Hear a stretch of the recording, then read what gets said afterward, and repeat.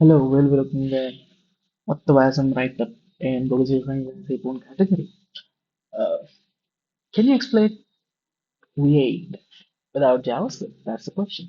As I introduce what the WASM is, WASM exploitation challenge. You get a patch that is reintroduced a bug in React Lift-off compiler and has to exploit it by providing a WASM module in WAC format. So this is just different.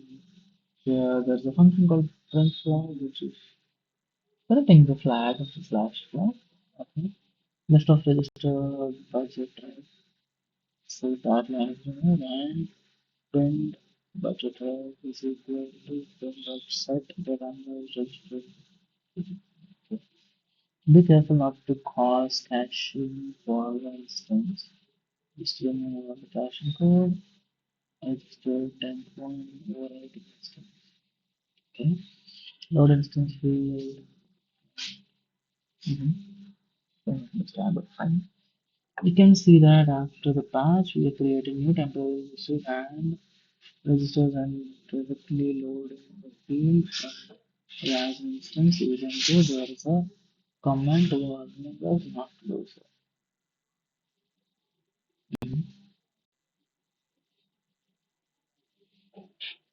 Supposing that we don't know left log, switch command, switch command,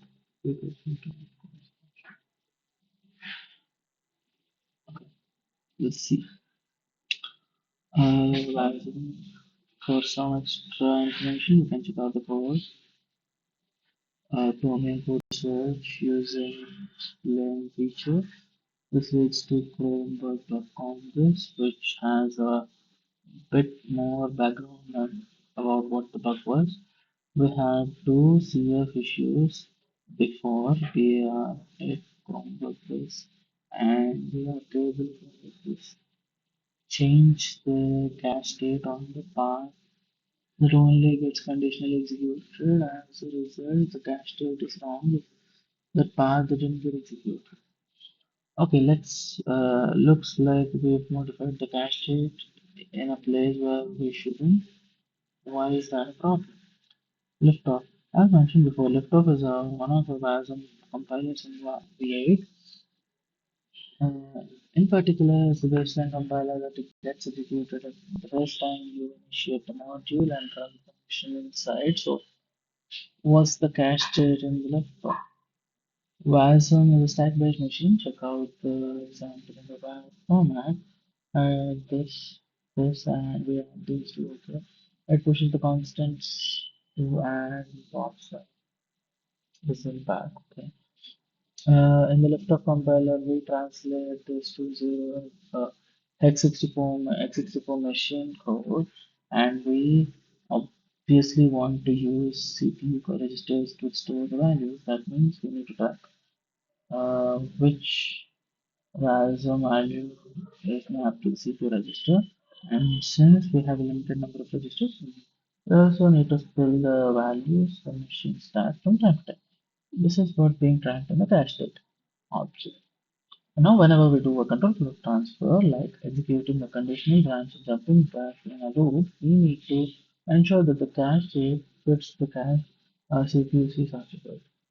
As the compiler, we can, for example, insert instructions that load all the right values into the registers or spill them to the stack.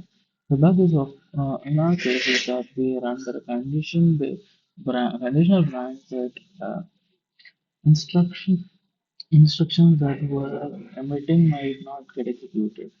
That means we either need to resolve the register stack state that was to what it was before or what the code before patch was doing. Be very careful not to change the cache state. After the patch, however, we require temporary registers. We can spill the registers and load the instance pointers to the registers, and cache state gets automatically updated into included change variable might never execute the code, so the cache state will be wrong. Exploitation. We can turn this behavior into info loop easily, loop my loop cons 0, brf my loop. Okay. And the brf instruction, and we use the code for our batch. It's part of tier of check. So a check if we should switch to a version of this code that is optimized more heavily. The tier of check is only executed if the branch is taken. Since we are not taking it, we will never acquire the temporary register which might still an existing register to stack. However, even if we didn't execute the code, the cache state was updated by the compiler to say that another register has been filled. Now, reading the associated value will read uninitialized memory from the memory set. Now, for memory corruption, we can use the second part of the patch that cached instant register similarly to before. The PRF will upgrade the cache state to say we cached the WASM instance V8 into an object in a register, but this never happens. Now, if we compile more code that needs to access the WASM instance, it will use a uninitialized register which can have a value that we control.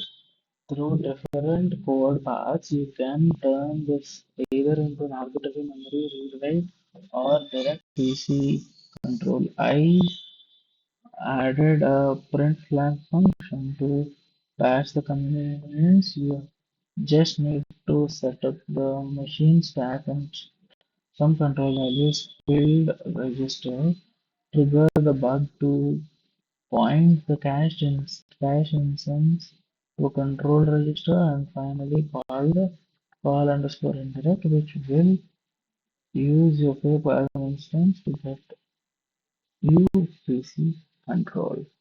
Okay, thanks for listening.